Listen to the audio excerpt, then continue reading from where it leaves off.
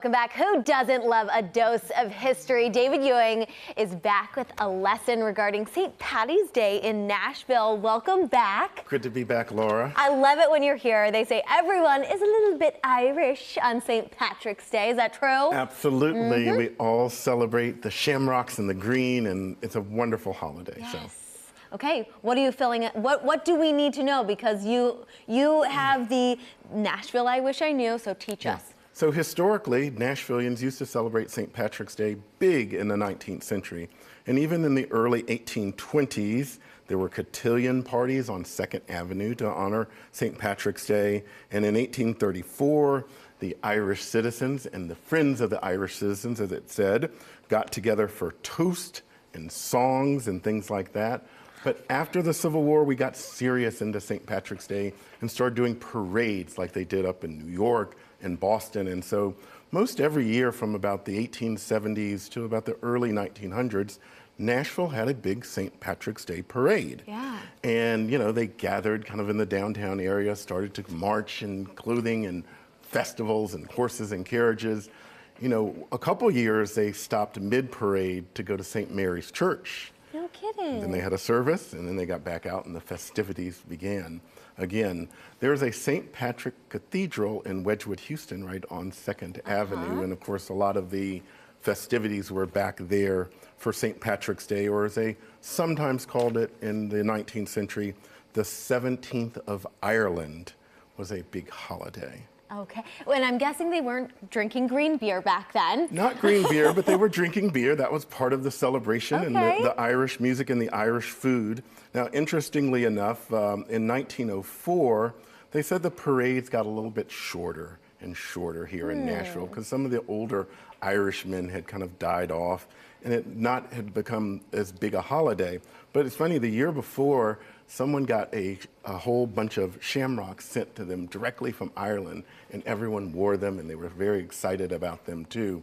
So the parades kind of died out probably around World War I here in Nashville, but our Nashville mayor in East Nashville, we're gonna have a St. Patrick's Day parade again tomorrow at 10 o'clock and 5 Points. Very good, very good. Okay, we've got to talk about Ireland's, a classic. Older Nashvillians will remember Ireland's kind of right near Vanderbilt. You know, it was St. Patrick's Day every day at Ireland's. And of course, their steak and biscuits. The steak and biscuits were what Ireland's was really most famous for. And if you were to put kind of the top 10 meal of Nashville history, I think people still miss those famous steak and biscuits. We, of course, had other of restaurants here and bars. Look at that price, though. Yeah. $2.95. That was probably in the 60s. Downtown, we had Mulligan's, McFadden's, Shaughneke's, O'Charley's, and of course, Jimmy Kelly's. You know, Jimmy Kelly's is a great old steakhouse, too, that celebrates Ireland. Interestingly enough, we now, Nashville, Tennessee, has an honorary consul to Ireland who is Amy Siegenthaler Pierce. Okay. She's a managing partner at Finn, and she is our honorary kind of ambassador, if you will. Okay, cool. And so I love it. she speaks on everything to Ireland and, of course, her Scots-Irish heritage. And one of the things that she and a lot of community leaders have worked on, we now will have a direct flight from Nashville to Dublin, Ireland on Aer Lingus this year. Speaking of making history, very exciting.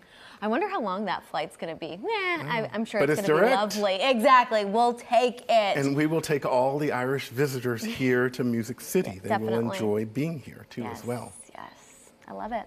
Okay, 9th generation Nashvillian right here. 9th generation.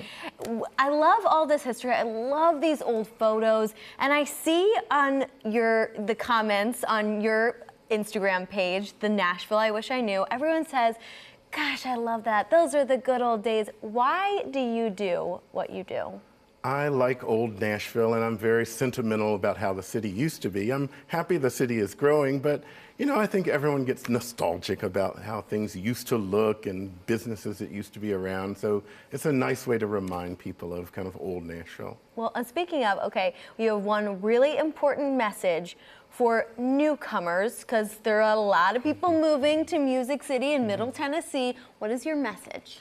You know, embrace the authenticity of Nashville, enjoy it, and be a good Nashvilleian. You know, Nashvilleian, we're nice, we're friendly, we help each other out, we say please and thank you, we hold doors for each other. You know, we're always one of the most friendly cities, and that's why so many people want to move here. So kind of keep that attitude. Yes, yes, let's keep it alive.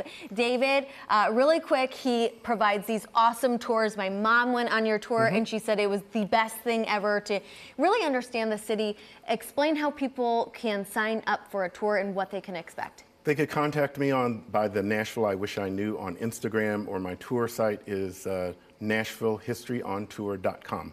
NashvilleHistoryOnTour.com. Very good. David, Okay. we love having you here. Thank you. Happy St. Patrick's Day. Happy St. Patty's Day. He does it all. For more quick history lessons and to see those awesome photos around the Nashville area, check out his Instagram at @TheNashvilleIWishIKnew. Thank you, David. Thank you, Laura.